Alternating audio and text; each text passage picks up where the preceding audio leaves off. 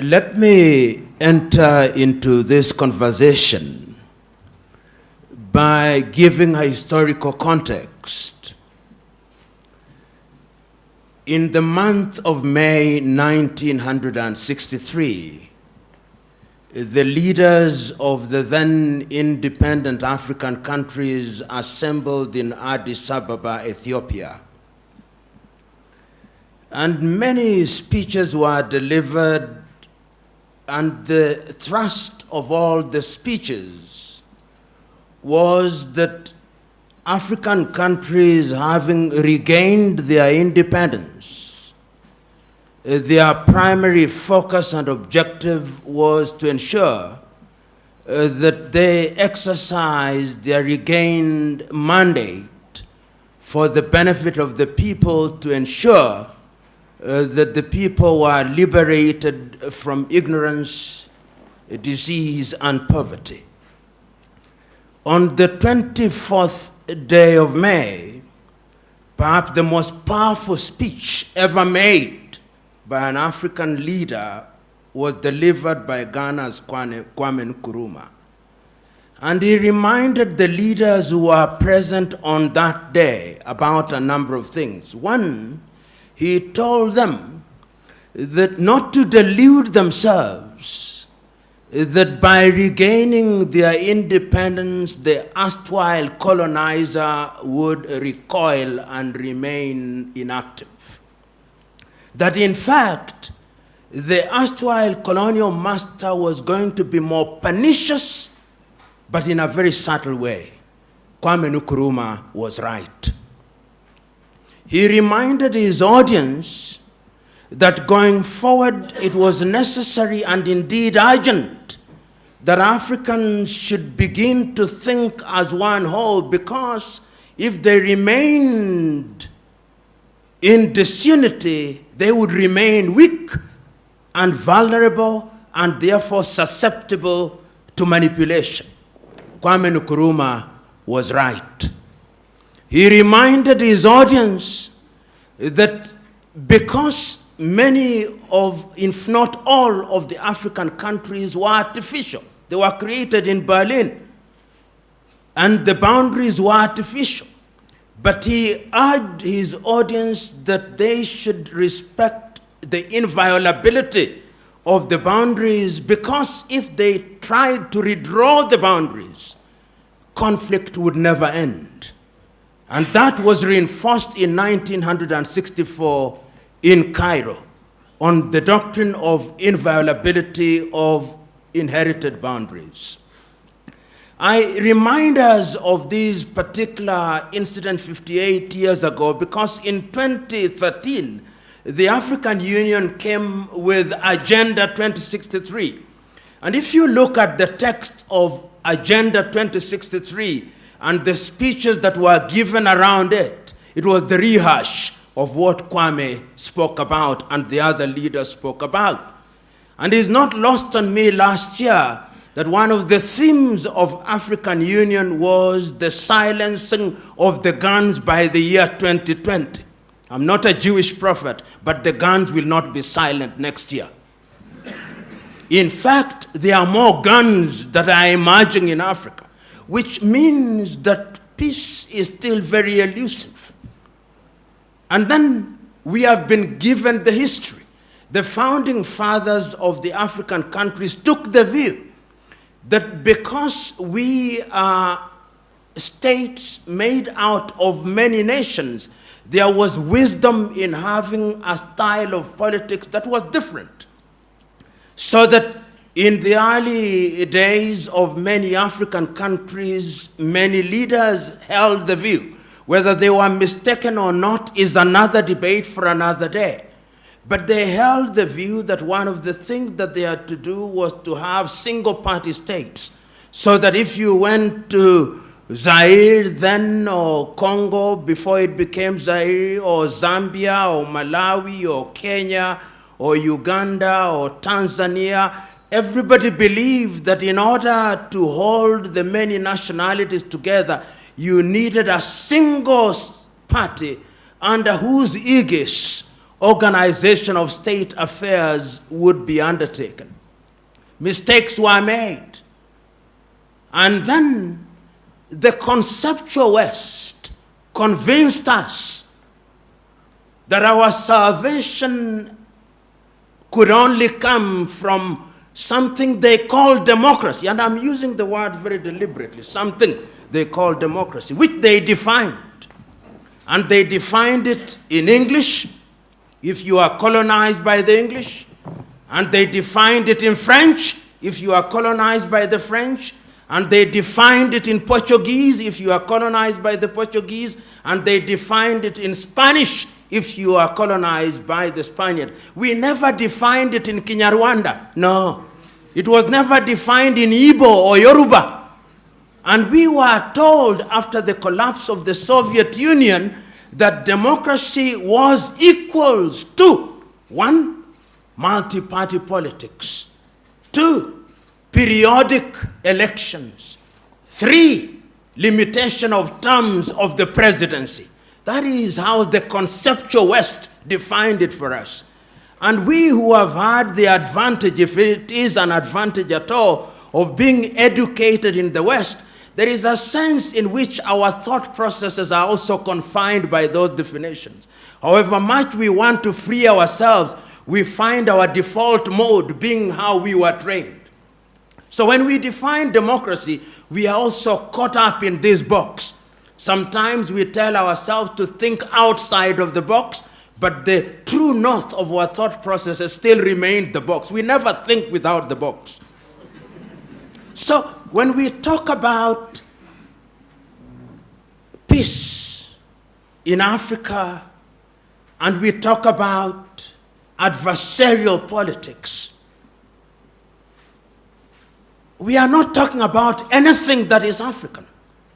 The political party is not African. It is something that we inherited. You know, in the United Kingdom, they talk about the loyal opposition, loyal to the monarchy. Because there is a process.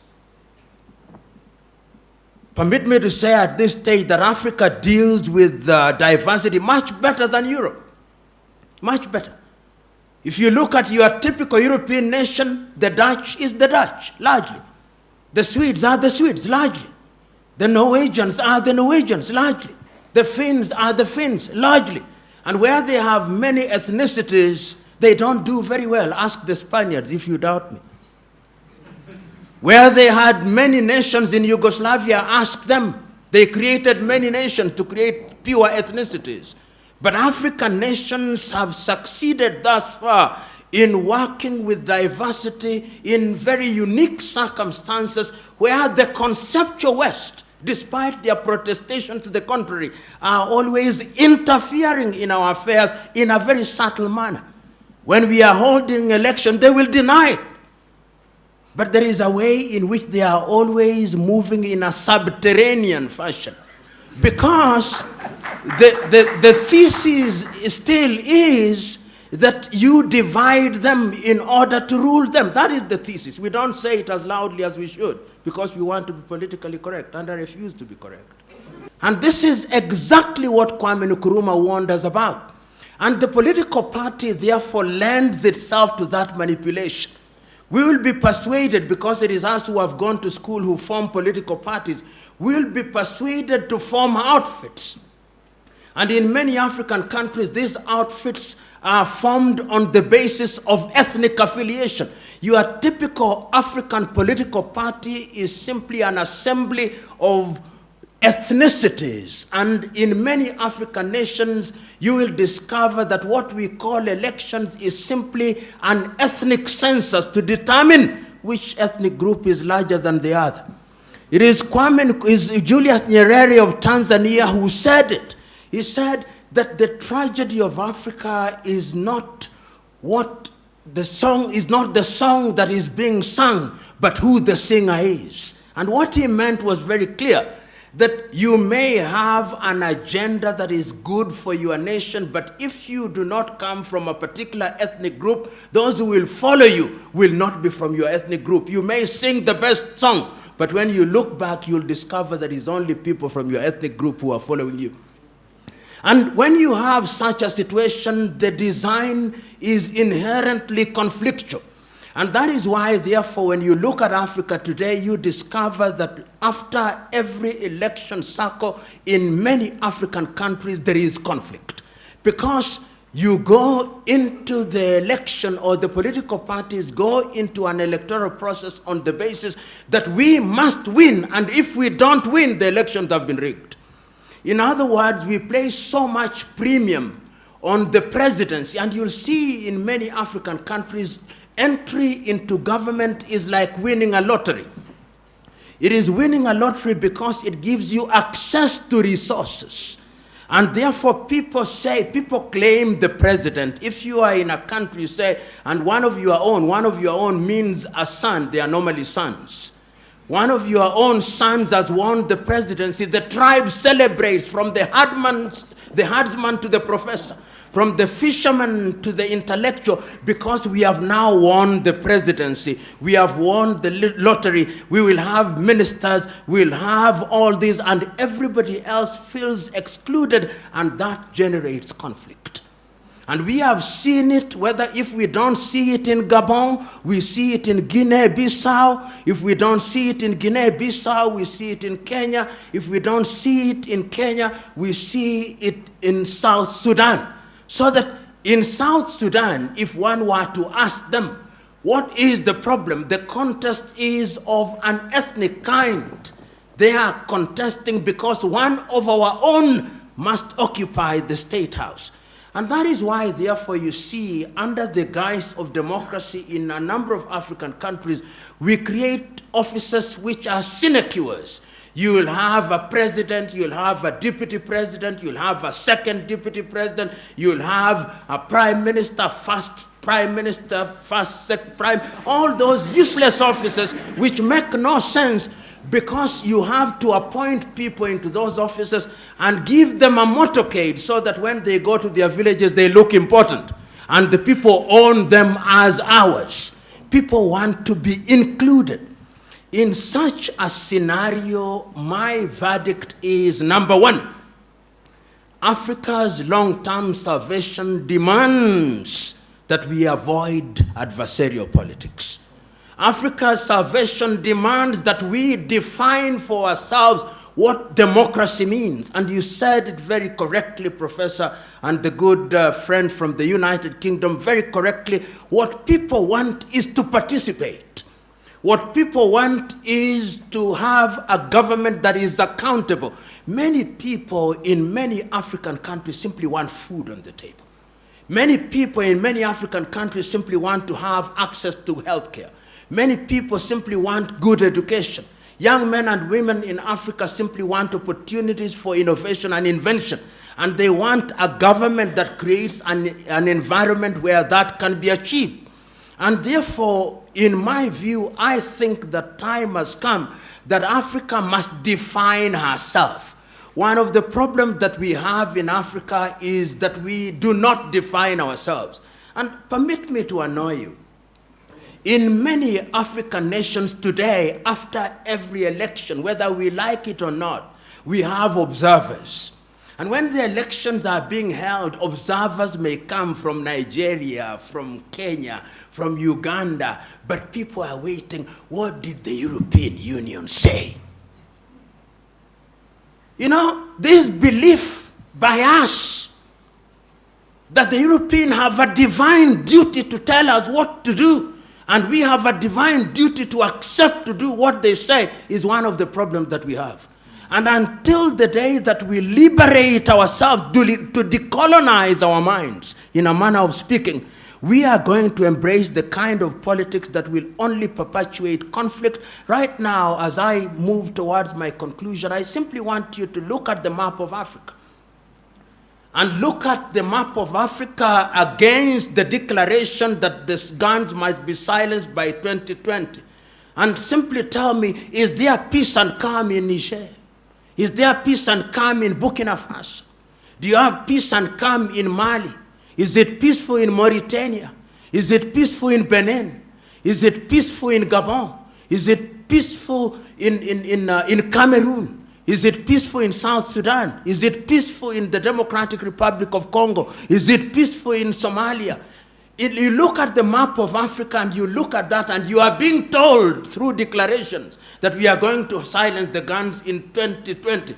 It's as if you are being told to go to Kigali, and meanwhile you have engaged a gear taking you to the Democratic Republic of Congo's border and you are on jet-like speed. This is why I think that it is incumbent upon us to remember one thing, that peace is not merely the absence of war. It is much deeper than that. That development is not building of skyscrapers in African cities, no.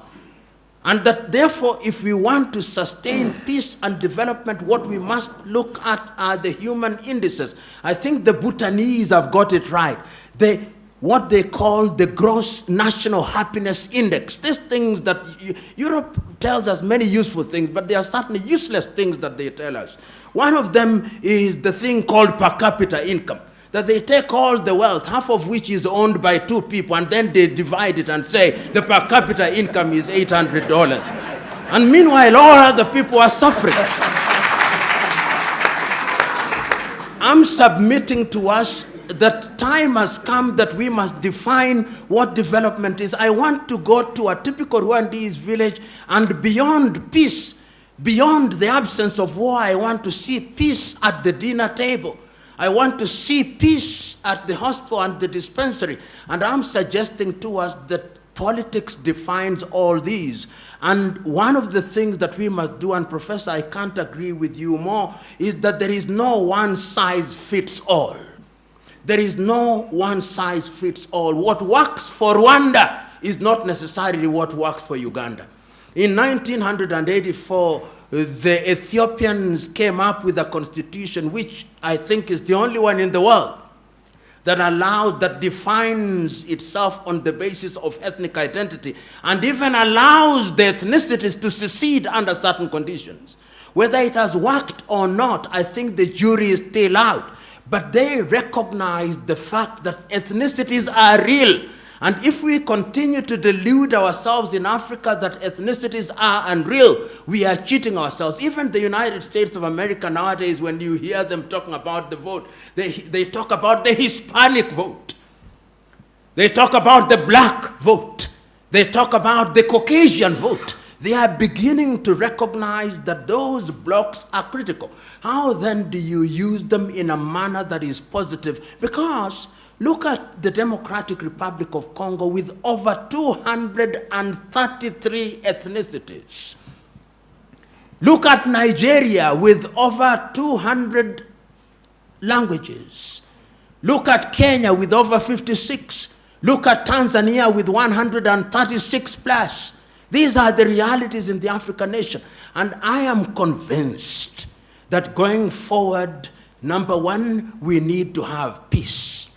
But we will not have peace by declaring that peace will come and reign. We must do things that move us in the direction of attaining peace.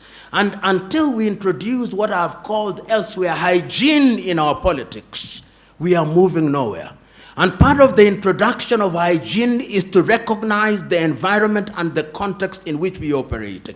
One of the areas in which we must move is to recognize that going forward, we are different nations in single states trying to create mega nations. And unless we have inclusivity so that people feel they belong. And I want to give this example. In Kenya, it happens, and I believe in other countries. When an individual is elected as a member of parliament, in many African countries, they have things they call homecoming parties. These homecoming parties is an attempt to demonstrate to the village by the newly elected member of parliament or newly appointed minister that we went to hunt. We have come back with a prize. That prize is membership in parliament or a ministerial post. Let us eat and celebrate. So that when you want to punish that individual, you are not punishing the holder of the office, but you are punishing the whole village. People own these positions. And I'm suggesting to us that politics must be of such a nature that allows ethnicities and groups to negotiate. I do not as yet have an answer, which I think I can pin on the ground, but I have the following things: that it cannot be uniform, that it must be specific to the circumstances of each country, that it is us who must define it, and that we must have a vocabulary for it, and that we must warn ourselves that the erstwhile colonial master is alive and well, subterranean and pernicious to the core. Don't delude yourselves. And remember that sometimes the disunity of Africa is big business. And if we forget that, we will once again be manipulated. Lastly, I saw the African National Congress winning an election in South Africa last week. Not that it's a bad thing, but somebody sent me a clip that was very telling. It was a clip where all the celebrants were Chinese, and they were celebrating, "Hail African National Congress," Chinese in Johannesburg. That laughter suggests to me that you have understood my message. God bless you.